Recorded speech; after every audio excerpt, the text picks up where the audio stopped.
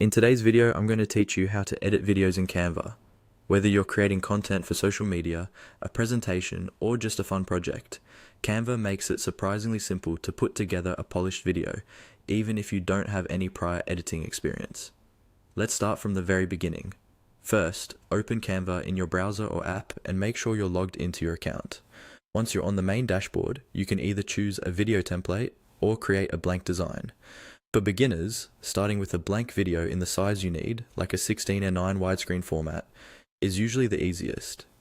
Now look for the menu on the left-hand side of the screen and click on the option labeled Uploads. This is where you'll bring in your own video files that you want to edit. When you're in the Uploads section, you'll see a button that lets you upload media from your device. Click that, then navigate to the video file you want to use and select it.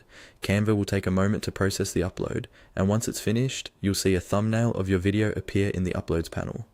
Next, select that video by clicking on its thumbnail.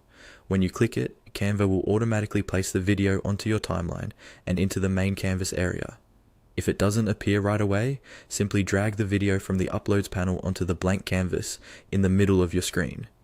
You can adjust the size by clicking and dragging the corners or reposition it so it fits the frame exactly how you want. Now you can start editing. This is where the fun really begins. Use the timeline at the bottom of the screen to trim the beginning or end of your clip by clicking and dragging the edges. If you want to cut out a section in the middle, move the playhead to the point you want to split, then use the split or scissors tool to create separate clips. You can rearrange these clips by dragging them along the timeline. From here, you can add text, transitions, background music, and simple effects by exploring the options in the side panel. As you make changes, play back your video regularly to see how everything flows together. When you're happy with your edit, export your video and it's ready to share.